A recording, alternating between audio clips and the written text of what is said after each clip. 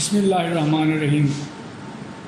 پاکستان کی جوان نسل، پاکستان کے جوان یقیناً پاکستان کا بہت بڑا سرمایہ ہے، اور یہ یوتھ ہی پاکستان کی اسٹرینتھ ہے۔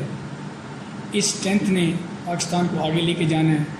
ہر گورنمنٹ، ہر ادارہ اپنی طور پہ پوری طرح زور لگا رہا ہے کہ ہمارا ملک دنیا کے لیڈنگ کنٹریز میں آ جائے، اور لیڈنگ کنٹری میں جانے کے لیے سب سے پہلا اور سب سے اہم جو کام ہے اور وہ ہے تعلیم، اور اس سے بڑھ کے صحت۔ تعلیم اور صحت کو دونوں کو اگر ہم آپس میں مکس کریں تو پھر پتہ چلتا ہے کہ جوان نسل کہاں جا رہی ہے۔ تعلیم کے سلسلے میں ادارے، یونیورسٹیز، جیسے ہماری یونیورسٹی نے وہ پروگرام شروع کیے ہیں جو نیڈ بیسڈ پروگرام ہے، جس میں BSc agro industrial engineering technology.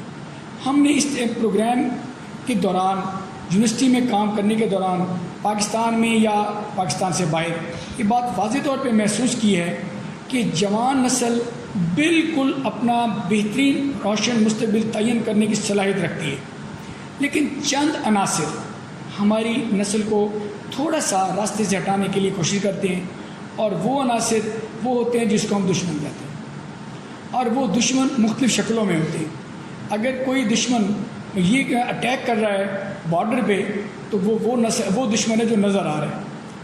اگر کوئی ایسا دشمن ہے جو گھر میں چھپ کے وار کر رہا ہے تو وہ سب سے خطرناک دشمن ہے۔ اگر کوئی آدمی اپنے چند ٹکوں کی خاطر، اپنے چند پیسوں کی خاطر بچوں کو نشے پہ لگا دے تو وہ اب سوچیں کہ کبھی بھی بچہ نہیں چاہ رہا ہوتا نشے پہ لگے، اگر لگ جائے اس کے نتائج کیا ہو سکتے ہیں۔ ہم نے اس بات کو غور سے دیکھنا ہے۔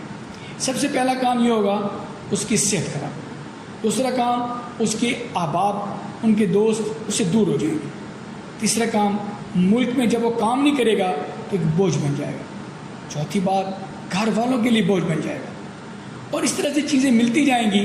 تو آپ غور کریں کہ اگر یہ پروپورشن 0.001 ہو تو اس کا کیا اثر ہے، اگر وہ 0.002 ہو جائے تو ایک دم ڈکلائن آتا ہے۔ تو اس ڈکلائن سے بچنے کے لیے ہماری جوان نسل کو اس بات کا بالکل ادارک ہونا چاہیے، ان کو خیال کرنا ہے۔ جیسے اینٹی نارکوٹکس فورس اپنے طور پہ اپنے طریقوں سے ہماری جوان نسل کو سمجھانے کی کوشش کر رہی ہے، تو آج میں بھی ایک مثال دے کے آپ کو بات سمجھاؤں گا۔ کچھ بچے جب خدا نہ خواستہ چھوٹی سی ایک نشے کی عادت، سگریٹ بھی اگر انوالو ہو گئے ہیں تو وہ کہتے ہیں کہ ہم اس کو چھوڑ نہیں سکتے۔ میں آپ کو سچا واقعہ بتا کے آپ کی طاقت کو بڑھانے کی کوشش کروں گا۔ میرے دادا ابو کو پتے میں پتھری ہو گئی۔ جب پتھری ہوئی تو اس وقت وہ آپریشن کرنے سے لوگ، ڈاکٹر بھی اجتناب کرتے تھے اور پیشنٹ بھی گھبراتے تھے۔ انہوں نے پتھری سے آپریشن کرنے سے بچانے کے لیے ان کو مارفیا جو پین کلر تھا، اس میں نشہ بھی تھا، اس کا ٹیکہ لگایا۔ تو اس میں جب انہیں درد ہوتا تھا خود سے ٹیکہ لگاتے تھے، اس میں 2 مہینے گزر گئے۔ تو میری دادی خود مجھے بتاتی ہے کہ انہیں میں نے کہا کہ آپ کو پتہ ہے کہ آپ 2 مہینے سے اپنے رقبے پہ نہیں گئے، نقصان ہو گیا ہے۔ تو دادا ابو نے کہا میں آج دن سے فیصلہ کر رہا ہوں کہ آج کے بعد میں ٹیکہ نہیں لگاؤں گا۔ مجھے یہ اچھی طرح یاد ہے کہ دادا جان قرآن کریم اٹھاتے تھے، جب ان کو درد ہوتا تھا تو اونچا اونچا پڑھتے تھے۔ رب تعالیٰ نے ایسی ان کو عافیت دے دی کہ پھر وہ بہترین کاشتکار بن کے آگے بڑھے، اور انہوں نے پھر اپنا رقبہ دے کے اسکول بنایا، اور اس اسکول میں یہ فیصلہ کیا ہم نے اپنی نسل کو بہترین صحت مند اور اعلیٰ تعلیم دینی ہے۔